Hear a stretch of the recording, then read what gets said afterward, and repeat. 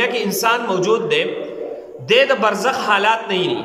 لکه ډېر خلک تاسو به داسې لیدلي هغه وایي د قبر عذاب نشته دی. ولې نشته دی؟ وایي موږ ته ښکاري نو. هلکه په دنیا کې به ډېر کارونه زه تا ته داسې وښیم چې تا ته به ښکاري نه او ته یې منې. د بجلۍ دغه سوچ دی به دې کې ګوته وردن نه کا بجلۍ کرن ورکوي، خو ته ما ته بجلۍ وښیه چې دا بجلۍ کم ځای کې د ښکاري که نه ښکاري به دې تارونو کې.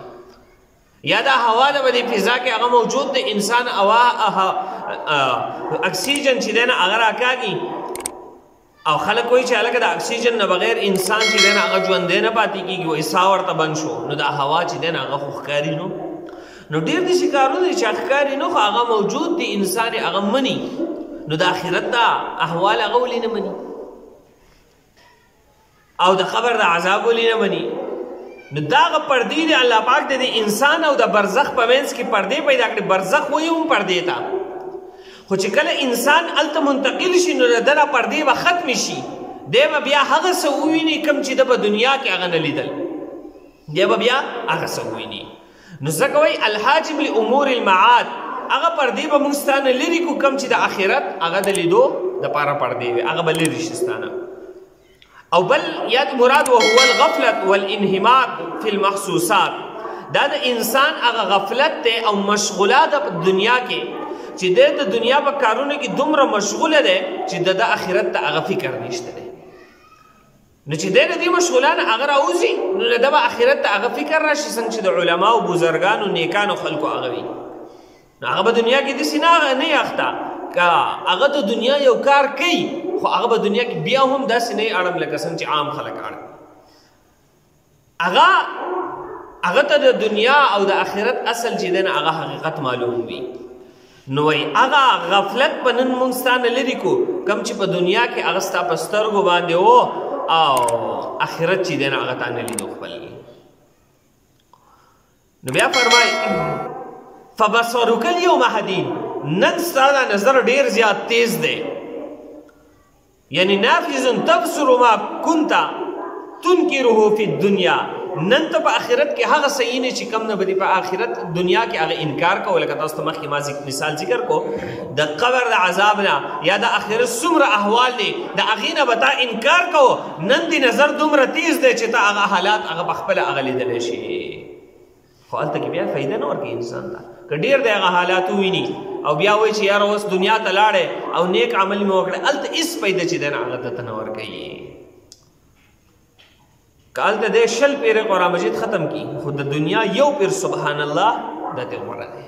د هغې ځای اول خو یو سړی نیک اعمال هغه به کولی نه شي. او که بالفرض بعضې خلک هغه به برزخ کې څه نیک اعمال هغه تصور راځي یا بعضې روایتونو کې هغه تذکره ده نو هغې نه هغه مراد دی چې پکې مې ثواب نه میلاویږي.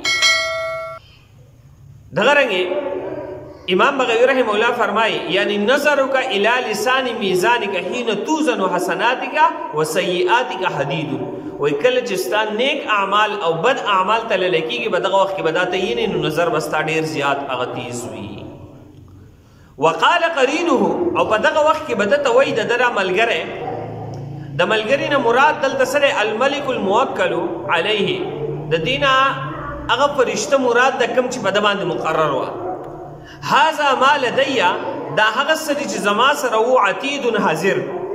دی به په دغه وخت کې د اعمالو د وزن ځای ته حاضر شي نو د سره چې کوم فرشته وه اعمال یې لیکل. نو مخکې تذکرې ذکر شول چې ښی طرف ته د نیک اعمالو فرشته او ګس طرف ته هغه د ګناهونو فرشته ګناهونه نه ده لیکي.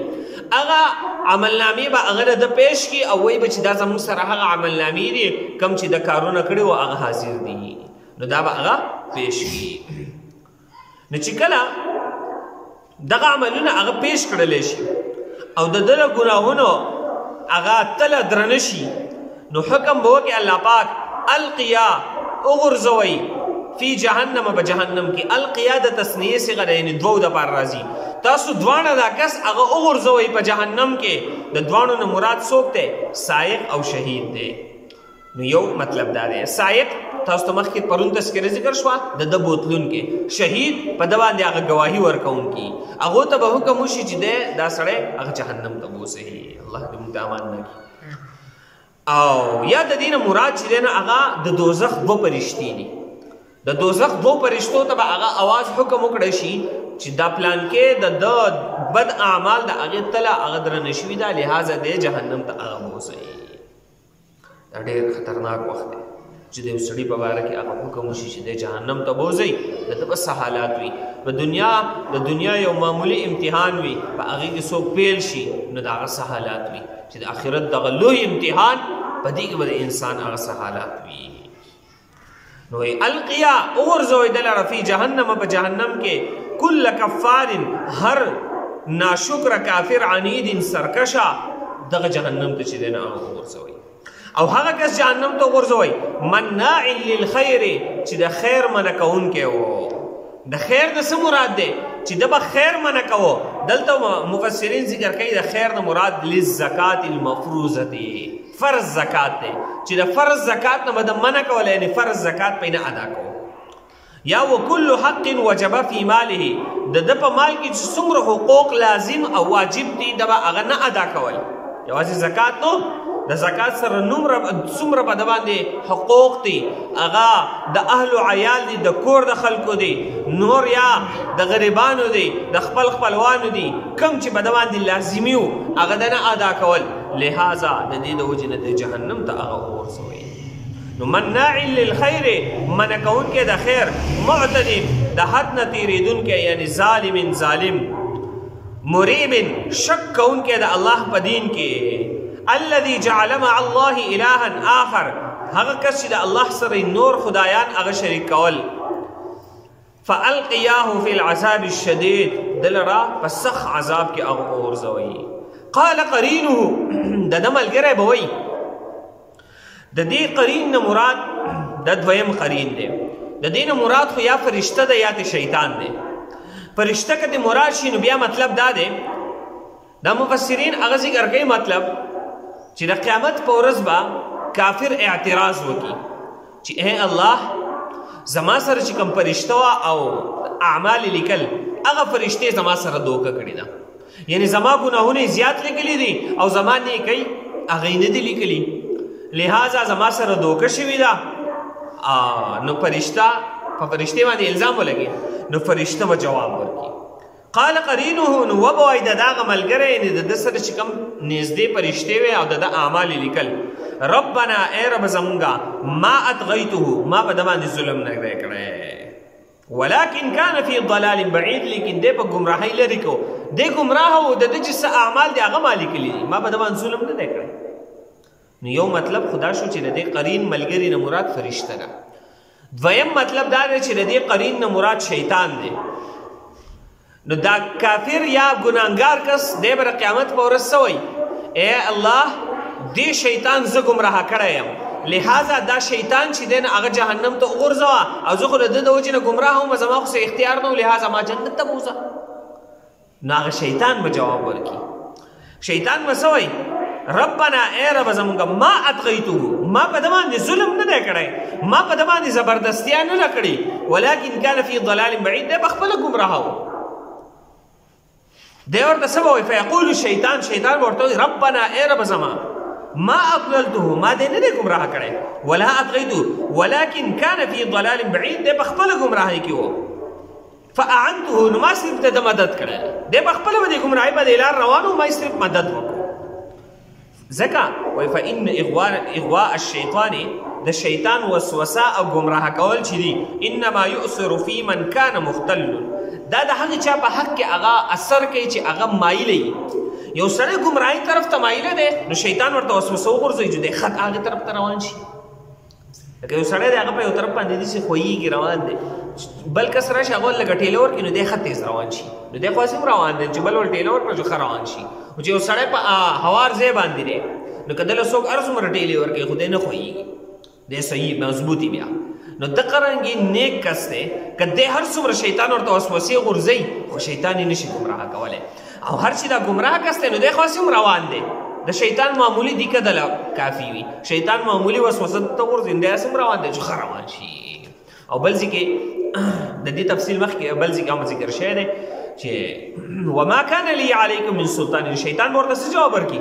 زما خو په تا باندې څه زور نه الا مگر ان دعوتکم، ما خو صرف تعالی دعوت درکو، ما خو تصریف خبر وکړه چې یاره دا کار دې کول غواړي چې ته تیار ناست وې فاستجبتم لی زما حکم دې ومنو نو دغه ګوره یو طرف ته علما دي یا په زړه کې فرشته هغه تاسو ته ما مخکې ویلو چې فرشته الهام غورځوي نو علما ورته هغه بیان کوي تقریر کوي یا فرشته ورته په زړه کې خبره غورځوي د نیک عمل نو هغه نه مني او چې شیطان ورته معمولی وسوسه وغورځوي د ګناه چې هلکه ګناه طرف ته راځي چې ځو نو دغه کس هغه بیا ګناه ته په تیزۍ رواني خو که ته چې دی نو هغه ته قرآن مجید ختم که خدای نیک اعمالو طرف ته هغه نه راځي ته ډېر سپارې هغه ختمې که چې یاره دا کتاب دی دا مونځ دی دا روژه ده دا نیک اعمال دي دی چې دی نو هغه نیکۍ طرف ته نه راځي او که چېرې ملفرض معمولې هغه ده ته چې دی نو هغه د ګمراهۍ دغه وشي نو دی بیا په تیزۍ سره رواني نو شیطان به ورته څه وایي په قیامت کې ما خو درته صرف دعوت درکړی نور خو ته په خپله روان وې فلا تلوموني ولوموا انفسکم نو شیطان ورته وایي چې ما ملامت کوئ ما ولې ملامته کوئ ځان ما ملامته کوئ په دنیا کې نور خلک لږ وو هغه ولې نه ګمراه کېدل چې تاسو ګمراه شوئ نو شیطان ورته وایي چې خبره ټوله به تاسو کوه دا ستاسو د وجې نه ما خو درته صرف دعوت درکړی دی